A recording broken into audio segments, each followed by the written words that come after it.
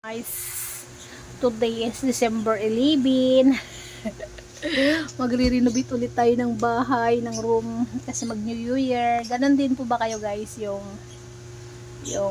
mag-aayos na kayo, magpre-prepare na para unti-unting maglinis para pagdating ng New Year ay malinis ang ating room. Pasapit na din ang Christmas, so tingnan nyo to, kinalikal ko na naman ang ating kwarto. Tingnan mo, sira na yung cabinet namin. Mga ano na to guys, mga lumang gamit ay na 19 purgatin na gamit, hindi na natin na napapalitan kasi nga hanggat kaya pang gamitin ay gagamitin kasi hindi naman natin to pag umalis tayo dito sa ang daming kahit itapon mo na kasi lumang luma na. Ang ano ba naman tong ibon ko. Ang laging ang ano ko dito guys, buy box na kasi mas mabilis buhatin yan. Buy box katulad ng mga ganito box, mga box. Madami na akong ganyan na ano kasi ito mga cabinet namin talaga wala nang perfect dyan. Lahat ay ano na sira.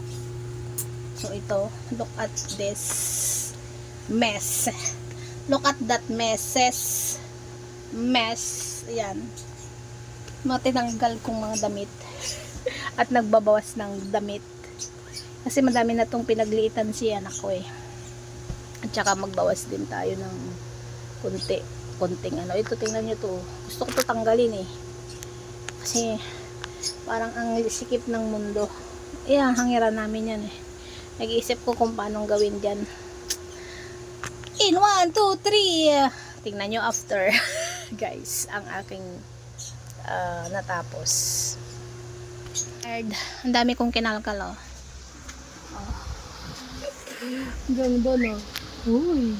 Paano ko kaya ito tapusin ang lit ng room namin, pero bakit ang daming abubot. Sakit ng ulo ko. Let's see after this guys. Oh. Grabe na ito.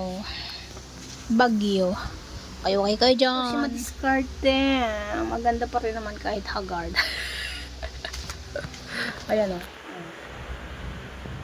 Sabi ko pang kalat. Alas 3 na ng hapon. Para ako nahihilaw na. Woo! Again. Mamaya 1, 2, 3, go! How many hours later? Ito na po ang nangyari sa aming room. Ayan, yung kalat namin kanina ay ito na. Ito na ang ating pangyayari. Oh, yan ang aming, yan na yung mga box. Tapos dito sa gilid, nilipat ko yung isang drawer, pinatong ko dyan oh.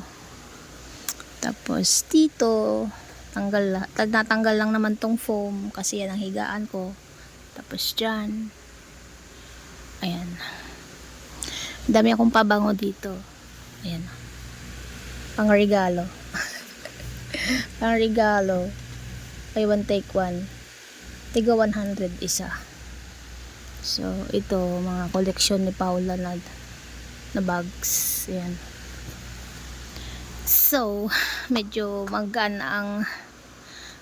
ang bahay, ang kwarto kasi nandami kong natanggal na gusto ko doon tanggal ito eh, kaya lang wala siya space. Ang hangiran namin improvise hanger. So ito, lagayin ko ng unan yan sa gilid. Yan, lagay ng unan sa gilid. Ito papalit lang ako ng cortina bukas. Ayan, lumawag dito. Mabubuksan na namin yung cabinet dito. Dating hindi. Ayan. Mga yan. Sira na rin to eh. So mga old na rin tong mga to. 19 per gratin na tong mga box ko. Nakahapo ka na naman dyan. Mga 19 per gratin. Itong unang box ko dito sa Maynila. Pangalawa ito. Unang box sa Maynila, pangalawa ito. May to eh, may hanger to eh. Tinanggal ko na. So, ang kasunod ito. May anak na ako dyan. Tapos ito, bigay lang yan. Luma na to, nilagyan ko lang to ng wallpaper. Bigay lang yan. So, maganda pa naman yan siya. So, ang mga iba dyan ay box na. Mga box. Iyan lang. Ito na ang nangyari sa habang ayan, dito yung room ni Paula. Diyan siya natutulog. Yan ang kanyang room. Maliit lang naman siyang babae. So, maliit lang din yung space. So, ang aking room ay ito. O, sahig na yan. Room ko yan. So, para-paraan. Para-paraan. Para may mahigaan. Ayan. O. Diba? Hindi ko ma-imagine na bakit kami nagkasya dito dating 4 kami. Bukas na ako magpalit ng curtain. Ito mga abubot. Puro abubot. Kasi babae anak eh. Babae ang anak. So, yan. Madaming abubot. At least may organizer naman. Hindi siya kalat-kalat. Ako na yung tipong babae na may ma-organize. Sana yung anak ko makuha, no? Pero wala pa improvement. Yung organize sa bata, sa ano, no, sa bagay-bagay na gamit. Yan man, naka-organize yung mga yan. May mga lagayan talaga sila. Para di sila pakalat-kalat. So, bukas, second linis, ano na lang, kortina na lang. Saka pagpag diyan sa mga sulok-sulok. Oo. Parang ano, no, laki ng bahay na ano, na nilinisan. So, ito naman ang isang pakalat-kalat din dito. Oh, dagdag tong tae. Hindi siya natulog buong araw. Wawa. Hindi siya na ano. Hindi siya naharap. So, bukas, ito pala, itong side na yan, oh, yung lagayan. Hindi ko pa napagpag. Sobrang, ano na, alikabok. Ayan. Pero, konting linis lang yan. Konting linis. So, that's it. This is our room. Small room. With, daming gamit.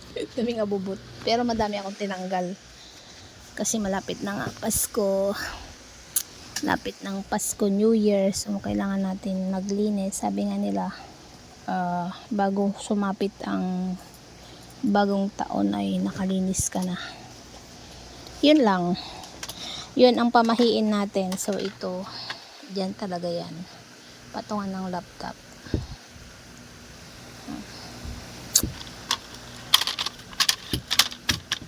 Kabuk pa nga. Hindi pa nga masyadong finish. So, maglalatag na tayo ng higaan. Mag-ano na, alas 9 na yata. Mag-10. Maglalatag na tayo higaan dito. So, nagpainit pa ako tubig. Kasi mag-shower pa ako. Katapos ko lang nagligpit dito sa lababo namin. Ayan. So, ito yung aking thermos. Oh. Kabili na ako ng thermos. So, unti-unti.